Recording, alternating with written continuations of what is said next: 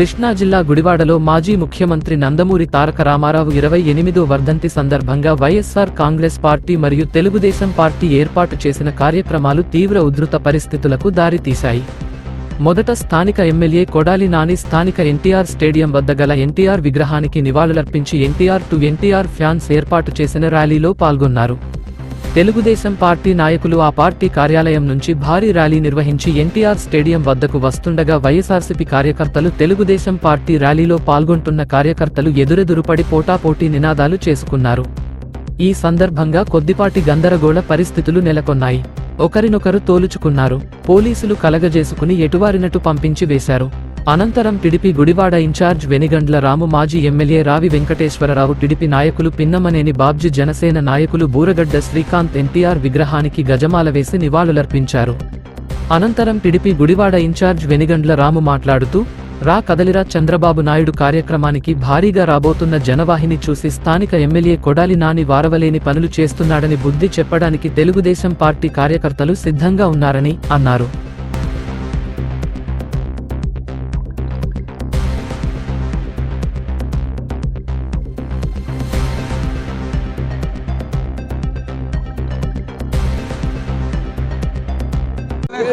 చేసేయండి పోలీసు వారు మీరు అనవసరంగా నీటిలో అనవసరం మీరు వెళ్ళిపోండి. 2 నిమిషాలు వెళ్ళిపోతాం అంతే, 2 నిమిషాలు వెళ్ళిపోతాం.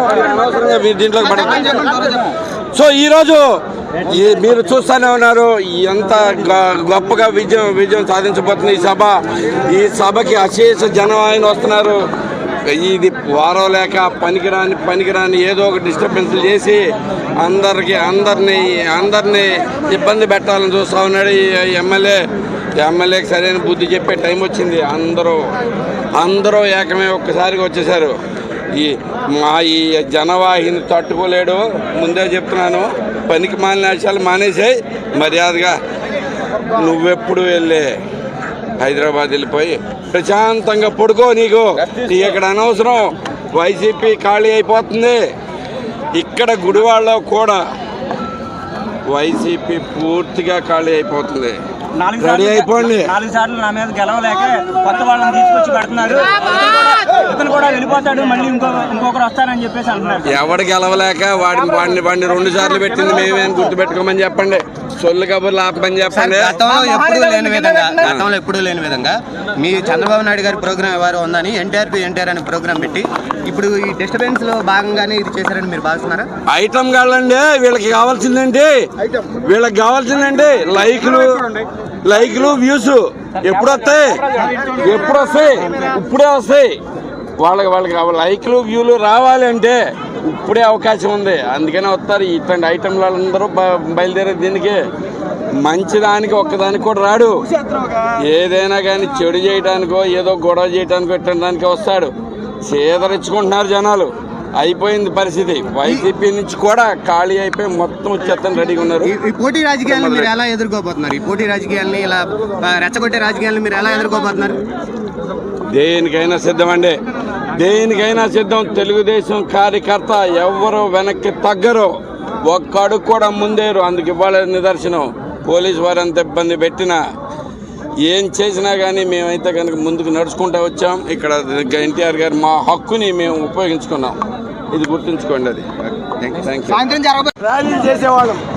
ఈ రోజున దుర్మార్గుడు కొడాలి నాని, చేతకాని దద్దమ్మ పోలీసులు అడ్డు పెట్టుకుని మా యొక్క ర్యాలీని ఆపుతానికి ప్రయత్నం చేశాడు. ఆడు వల్ల కాదు. తెలుగు తమ్ముళ్ళు కానీ జన సైనికులు కానీ వాళ్ళ కట్టెలు తెంచుకుని ఈ రోజు ఈ కార్యక్రమం విజయవంతం చేశాం. ఒకటే హెచ్చరిస్తున్నా, కొడాలి నానికి నీ వల్ల కాదు. నువ్వు ఎన్ని సొల్లు కౌలు చెప్పినా 4 సార్లు గెలిచి 5 సార్లు ఈ తడవ ఒక తాటి మీదకి వస్తున్నాం. ప్రతి ఒక్కరు కూడా ఈ 5 సంవత్సరాల్లో మంత్రి అయిన తర్వాత నీ దోచుకుని చాలక వేల కోట్లు దోచుకుని కళ్ళు నెత్తికి మాట్లాడుతున్నావు. దుర్మార్గుడు, నీ అంత చూస్తాం. ఇవాళ నీ గుట్టలో ఓడదీయబోతున్నాం. గుడివాళ్ళలో ఏదో మాట్లాడుతున్నావు మైకుల ముందు. నీ చేత కాని పని ఈరోజు మమ్మల్ని మైకులు అనుకోబాకు. ఇవాళ మీరు ఎన్ని అడ్డంకులు పెట్టినా చేసినా మేము ఎవరిని ఊరుకున్నా లేదు. మేము బుద్ధి చెబుతాం. కొడాలి ఈసారి చెప్పి